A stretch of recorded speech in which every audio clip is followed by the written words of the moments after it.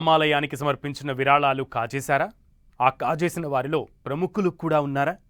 ఈ ఆరోపణలే ఇప్పుడు కలకలం రేపుతున్నాయి. దేశవ్యాప్తంగానే కాదు, ప్రపంచవ్యాప్తంగా భక్తులకు ఓ ఆధ్యాత్మిక ప్రదేశంగా అయోధ్య మారిందని చెప్పిన తరుణంలో ఇలా సొమ్ము మాయమైందనే ఆరోపణలు రావడం యూపీ సర్కార్కు పెద్ద దెబ్బగానే చూడాలి. పైకి గంభీరంగా డైలాగులు వేస్తున్నా అసలు ఇది ఎలా జరిగిందనే కలవరం యోగి సర్కార్లో కనిపిస్తోంది. కుంభమేళా సమయంలో మొత్తం ఆధ్యాత్మిక సాగరంగా మారిన యూపీ ఇప్పుడు ఇలాంటి ఆరోపణలకు కేంద్ర బిందువు కావడం బీజేపీకి కూడా చిక్కులు తెచ్చిపెట్టేలా ఉంది.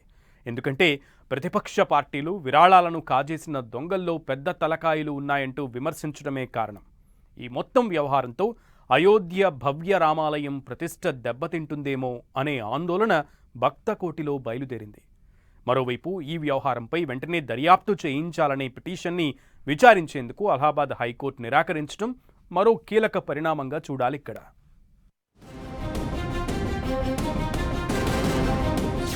భవ్య రామాలయం విరాళాలు కాజేసిందెవరు?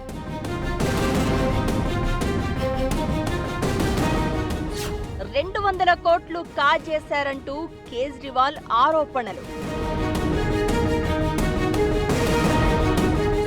విచారణ తక్షణ అవసరం లేదన్న అలహాబాద్ హైకోర్టు.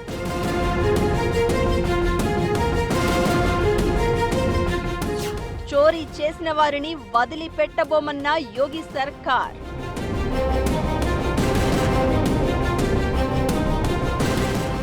అయోధ్య రామాలయంలో విరాళాల చోరీ సంఘటనపై డెవలప్మెంట్స్ వేగంగా చోటు చేసుకుంటున్నాయి. ఈ వ్యవహారంలో వెంటనే విచారణ జరపాలంటూ దాఖలైన పిల్ను అలహాబాద్ హైకోర్టు పక్కన పెట్టేసింది.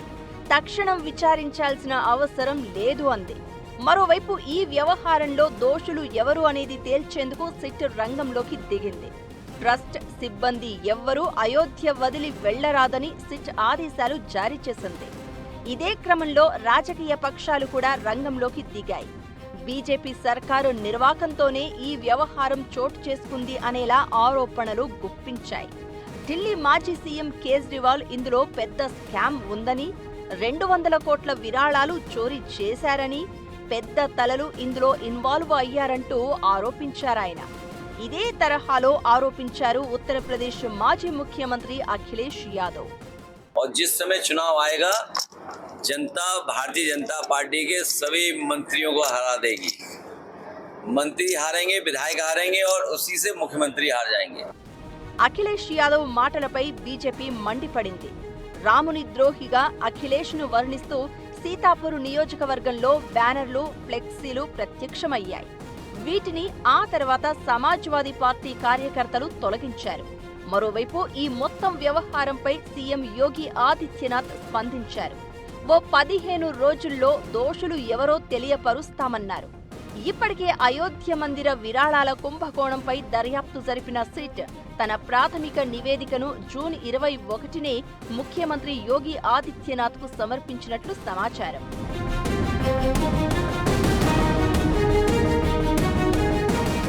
అసలు ఈ వ్యవహారం బయటపడగానే ముందుగా రామమందిర నిర్మాణ కమిటీ చైర్మన్ నృపేంద్ర మిశ్రా కూడా అసంతృప్తి వ్యక్తం చేశారు.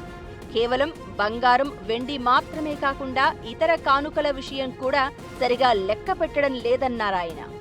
ఇక సిట్ దర్యాప్తు విషయానికి వస్తే అవకతవకలకు బాధ్యులైన పలువురిని గుర్తించి వారి గురించి తన నివేదికలో నివేదించింది అంటున్నారు. అయోధ్య మందిర విరాళాల కుంభకోణంపై దర్యాప్తు జరిపిన సిట్ ఇప్పటి వరకు 150 మంది అనుమానితులను గుర్తించింది. వీరిలో 25 మంది నేరుగా ప్రత్యక్ష విచారణను ఎదుర్కొనే అవకాశం ఉంది. అనుమానితులతో పాటు ట్రస్ట్ నిర్వాహకులు, ఆలయ సిబ్బంది ఎట్టి పరిస్థితుల్లో అయోధ్య వదిలిపోరాదన్న ఆదేశాలు జారీ అయ్యాయి.